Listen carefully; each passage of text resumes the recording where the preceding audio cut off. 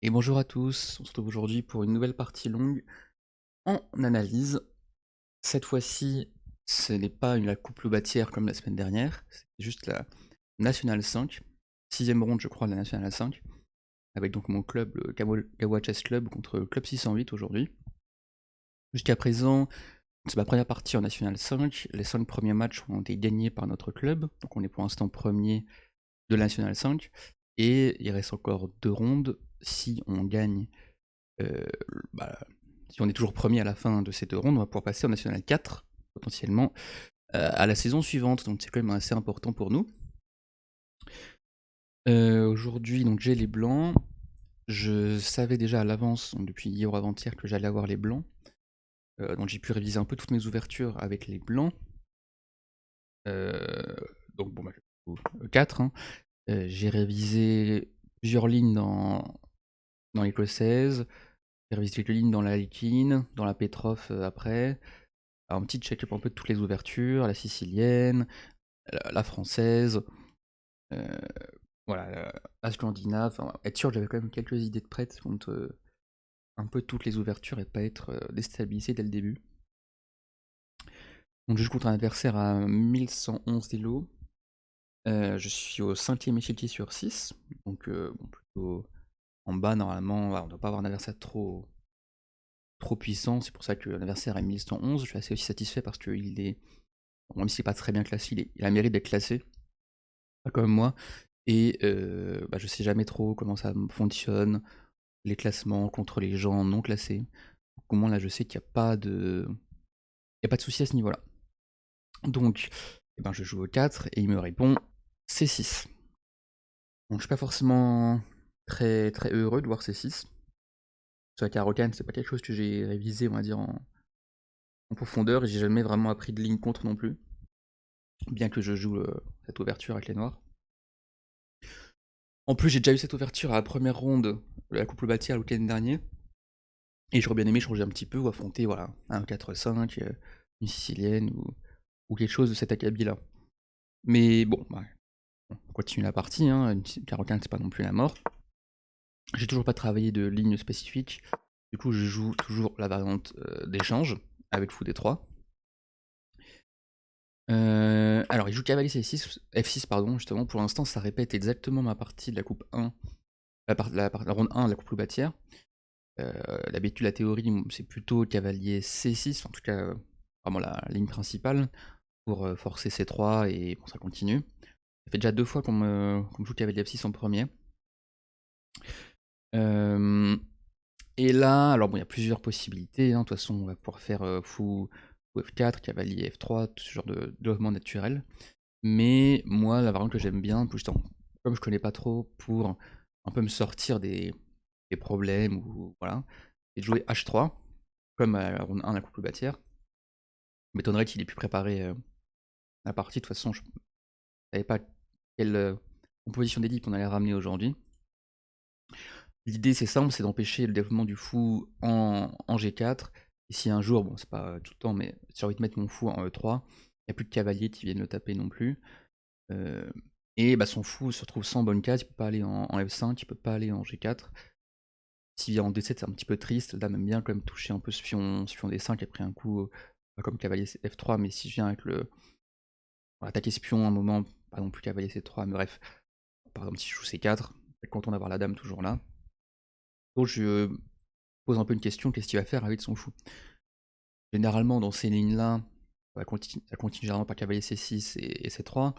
Et après, les noirs, on m'a joué E6 à la ronde 1 la coupe bâtière pour jouer après avec Grand Rock, avec fou D7 et dame C7. Sinon, il y a souvent des lignes avec E5 aussi, qui sont assez intéressantes pour les noirs, bien que ça leur crée un pion isolé. Donc mon adversaire joue directement E6. Bon bah voilà. Il sait de toute façon que son fou va pas sortir dans une de ces deux cases. Il joue pas pour la variante entre guillemets plus ambitieuse, bien que je ne sais pas si ça rend plus ambitieux, mais plus on va dire explosive avec E5. E6 plus tranquille. Et là bah, je suis un peu en hésitation. Parce que naturellement le coup qui me vient c'est cavalier F3. Mais j'ai toujours le débat si je commence par cavalier F3 ou par fou F4. Alors on a un coup bâtière, donc c'était pas dans cette position, il y avait eu quand même cavalier C6 et C3 le mis en place. Et j'avais joué cavalier F3, alors que l'ordinateur, bon c'était des petits détails, mais il préconisait plutôt fou F4 pour empêcher le fou de prendre la grande diagonale, on va dire directement. Là on échangerait, mais voilà, au moins s'il met directement son fou en D6 avant qu'on mette notre fou en F4, on peut plus challenger cette diagonale. La différence, c'est que dans cette partie, j'ai pas joué encore C3, parce qu'il n'a pas sorti cavalier en C6. Et dans cette partie, j'ai joué fou F4, en me disant, bon, très bien, j'ai appris un petit peu, j'ai pas beaucoup travaillé ma ligne, une erreur aussi, ça j'aurais dû plus retravailler, parce que j'ai déjà joué à coupe bâtir.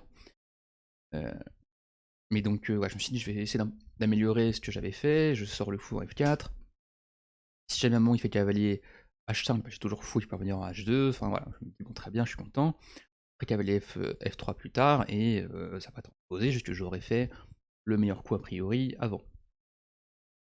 Bon, il se trouve que c'est pas le meilleur coup, et que cavalier F3 dans cette position-là est mieux, à cause du coup que joue mon adversaire, dame B6. En fait, l'avantage de faire cavalier F3 avant, c'est de protéger le pion, qui n'est pas protégé cette fois-ci, vu que j'ai pas fait C3, comme il n'y a pas eu cavalier C6. Bon, alors du coup, sur cavalier F3, qu'est-ce qu'il faut faire quand il fait D6, quand on n'a pas encore mis le pion en C3? Bon, je sais pas encore, il faudra que j'analyse de mon côté. En tout cas, il joue dame B6, donc attaque le pion B2, qui est le principal défaut du fou en F4, c'est qu'il ne protège plus le pion en B2, et il attaque aussi le pion en D4. Donc, bon, la cadence, je ne vais pas préciser, la cadence de cette partie, c'est quand même une longue cadence. On a 1h30 par joueur, plus 30 secondes de rajout par coup, et 30 minutes de rajout chacun au 40e. Donc, bon, voilà. Temps de calculer, ça peut prendre un peu mon temps. En même temps, bon, voilà, j'ai réfléchi un peu juste sur fou F4 et cavalier F3, sans trop me poser de questions, et j'avais pas calculé vraiment en amont dame B6. Bon, il attaque les deux pions. Il y a qu'un moyen de mettre une pièce qui viendrait défendre les deux directement. Il peut exister des lignes où on met le cavalier en C3 et on laisse la dame qui vient prendre en B2 parce que ça mène toujours à des positions un peu compliquées. Ça ressemble un petit peu à la position, il y a des positions de carottane d'avance, ou peut-être qu'après il y a le qui peut venir en B5, enfin bon. C'est compliqué, moi j'ai pas envie de jouer ça sans connaître. Et surtout sans savoir si lui connaissait ou pas. Du coup j'ai joué B3, simplement pour défendre ce pion B2 qui... Et j'avais pas envie de faire dame C1 pour le défendre. Et aussi pour une raison particulière qu'on va voir tout de suite, c'est que c'était pas vraiment une double attaque qu'il faisait, puisqu'il peut pas manger le pion en D4, à cause de la ressource, coup B5 échec, découverte, et on gagne la dame. Et du coup le problème c'est que si je faisais maintenant dame C1 pour défendre mon pion, et ben il n'y avait plus cette ressource là pour moi. Et du coup je me suis dit bon ok, B3, il va sûrement jouer fou D6, je vais échanger, il va remettre la dame là, le cavalier en F3, puis après il va sortir le cavalier en C6, je vais faire petit roc, il va sûrement faire après un plan avec soit B5, A6, ou dans l'autre sens, mettre le fou en B7, ou alors le fou en D7, bon ça voilà, c'est de la partie qui pourrait arriver.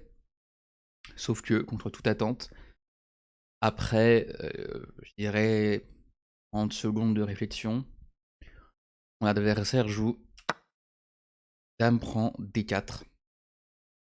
Donc, bon, je suis un petit peu choqué.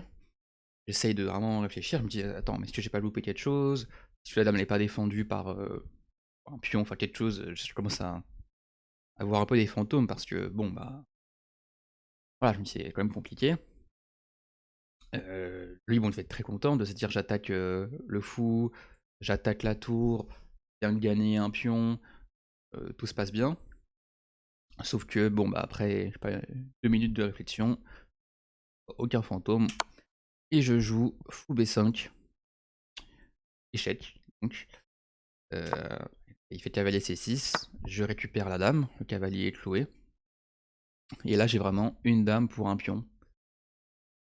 Et il me reste encore 1h25 à peu près à la pendule. Donc je me dis, bon ok, là il va falloir quand même se concentrer pour être sûr de pas pas faire une gaffe et pardonner la dame, mais il est quand même dans la poche cette partie parce que je vais échanger quelques pièces. Même au pire, je sais pas, j'échange, même si j'échange la dame contre une tour par exemple, bah, j'ai toujours une tour de plus. Donc je vois pas dans quel monde je perds celle-là. Donc il fait fou D7. Attention, il décloue son cavalier. Maintenant, il menace toujours. Cavalier prend D4. Pourtant, faut quand même pas tomber dans le piège et redonner la dame en 1. Bon, il y a plusieurs possibilités. Je me suis dit si je peux peut-être reculer avec la dame quelque part. Mais bon, on échange quand même, hein. Allez, on a une dame de plus. On échange. Son fou est pas très bien placé en plus en C6. Mon fou en B5, il servait plus à grand chose. Il avait plus beaucoup d'avenir. Il pouvait revenir en E2, mais il tapait pas bien sur les faiblesses adverses vu qu'il y a cette chaîne de pions assez puissante. Donc ok, je suis dans cette position, je réfléchis vraiment à tout le contre-jeu possible qu'il peut faire. Préparer des plans, peut-être un moment avec E5, en ayant mis une pièce quelque part avant, par exemple cavalier D7, pour faire une fourchette, même si ça serait toujours pas une fourchette. Penser à mettre un fou en E7 pour après, je sais pas, faire cavalier E5, le fou qui arrive, fait une enfilade sur la dame et la tour, mais dans ça j'aurais quand même toujours fou en E5 qui vient contrer. Réfléchis comme ça un peu à tous les plans qu'il pourrait faire. Dis, ok, si tu vas faire grand roc, est-ce que tu veux faire petit roc? Ou si moi mon roi je veux faire petit roc, est-ce que je veux laisser au centre? Pose plusieurs questions comme ça. Est-ce que je dois sortir le cavalier en D2? Je dois pousser C4? Prends le temps vraiment de réfléchir. Dis, bon, on va jouer simple, je sors le cavalier en F3, je me prépare à roquer. Le cavalier il peut venir en E5 où il sera très, très puissant. Donc bah, je suis très content. Je réfléchis toujours au contre-jeu qu'il peut faire. Bon, j'avais pensé ça à B6. L'idée c'est quoi? C'est d'armer le fou en C5, taper un petit peu la diagonale, chasser la dame. Et bon ok, là je réfléchis toujours un peu aux mêmes questions. Maintenant que son fou n'est plus protégé, je pense ok peut-être cavalier E5, attaque le fou. Et bon bah s'il vient en D7 je l'échange et je suis quand même content. Il va sûrement prendre du cavalier, son cavalier est mal placé, il a plus de pièces actives. Bon, j'échange les pièces, je suis toujours content. Et s'il vient en B7, pas calculer longtemps, parce que je me suis dit je verrai quand j'y serai. Mais j'avais peut-être l'impression que. Alors après, tous ces 5 intermédiaires, on en fait dame D3, ramener la dame en B5 pour faire échec. Et bah, s'il couvre du cavalier, j'ai mat. Ça le force à faire roi D8. Potentiellement, j'ai le fou vient ensuite en G5 attaquer ce cavalier. Et s'il part, il y a mat en D2, en D7, pardon. Bon, je pense avoir quand même des belles idées. Mais après, on voit aussi un peu contre-jeu vite fait sur cavalier E5, avec le fou qui vient en C5, dame D3, le cavalier qui vient en E4, avec une pression sur le pion F2. Je me suis dit, bon, on va pas rentrer dans les complications, on rock, le pion là, est bien défendu si jamais il vient m'attaquer, c'est ma seule potentielle faiblesse, avec cette diagonale qui, au besoin, je ferai juste cavalier BD2, pour D2, il n'y a plus rien sur diagonale. Donc il joue le fou en C5. La seule raison de son pion en B6. Et ok, bon, je réfléchis toujours où est-ce que je mets ma dame. Je viens un peu agressivement là. Je repars en B2 comme un fou en furketo, je repars en D3. Finalement, je repars en D3. Et j'essaie de vraiment précautionneux, je me dis peut-être qu'il peut jouer un coup comme A6 pour après mettre le fou là et faire une enfilade. Mais je me dis s'il fait A6, je vais peut-être faire cavalier de BD2. Comme ça, s'il fait coup A6, je pousse C4, prise, cavalier prend. Il n'y a pas de tour qui vient vraiment m'embêter parce que j'aurai toujours le tour qui vient en C1. Bon, là, je prends une approche très précautionneuse. Et aussi, bah, je suis content de rester sur cette diagonale, comme je vous ai dit, pour un dame B5, échec éventuellement, si après cavalier E5, fait fou en B7. Et là, il me joue H6. Peut-être qu'il avait peur qu'à un moment, je mette justement le fou en G5. Après, peut-être après le roc, pouvoir sortir son roi. Je vais peut-être pousser G4, G5, de toute façon, bon, là, il n'y a pas beaucoup de plans pour lui, hein. Avec une dame de moins, c'est compliqué. J'envoie cavalier E5 pour attaquer le fou. Il joue un coup que j'avais pas prévu, c'est tour C8 pour défendre le fou. Bon, bah là, à nouveau, plusieurs options. Je peux faire cavalier, enfin, toujours les mêmes plans, hein. Cavalier BD2, C4, tour C1, tour E1 autour D1. J'ai décidé d'échanger quand même, parce que j'ai vu une ligne qui me plaisait. Qui reprend sa tour. Je mets la dame en B5. Et à ce moment-là, il abandonne. Après, je sais pas, une demi-heure de jeu, donc c'était très rapide. Il décide enfin d'abandonner. Je sais pas ce qu'il comptait jouer. Mais le seul coup là pour pas perdre la tour, de toute façon, c'est faire roi D7. Ce après quoi, je pensais, pas ce que je voulais faire, bah, peut-être continuer les mêmes plans, ouvrir, la tour était clouée. Après, cavalier D7, cavalier BD2, tour HC8. Bon, bah, c'est peut-être du C4, enfin, la position s'ouvre, son roi est encore au centre. J'ai dit au pire, j'échange une dame contre une tour et j'ai quand même une tour de plus. La position est finie, il a préféré économiser, on va dire, tous les deux. C'est donc bah, une victoire. La première, évidemment, de la ronde. Bon, après, je partis directement. Bien joué quand même à mon adversaire, hein, c'est toujours dur de perdre comme ça sur une tactique en quelques coups, enfin, une tactique en un coup au 7ème coup. On va juste regarder rapidement du coup le bilan de partie, quand même. Une précision à 97,1, normal, hein. Dans le début, donc ça c'est l'ouverture classique. Donc, comme je vous ai dit, cavalier F3 qui était un petit peu mieux, pas non plus des choses. B3 le meilleur coup. Et là, bah la gaffe, on récupère. Et après, pas forcément les meilleurs coups, par exemple c'était mieux à te faire le cavalier D2 directement. Des petits détails qui ne vont pas perdre beaucoup de points d'éval. Pas toujours les meilleurs coups, mais on perd à chaque fois 0,05 d'éval. On est à 6, y a pas de problème. Et là, ouais, voilà. Si on regarde la ligne, faire dame à 6 pour menacer le pion. En fait, c'est fort. Mais même, je pense cavalier D2 reste, ça reste très bien, hein. Faire ça et voilà, C4. L'évaluation ne change pas trop de toute façon parce qu'on est tellement gagnant. Voilà, hein, il ramène la tour. Rien à dire de plus sur la position. Très content quand même d'avoir gagné, même si du coup j'ai pas vraiment joué dans cette partie.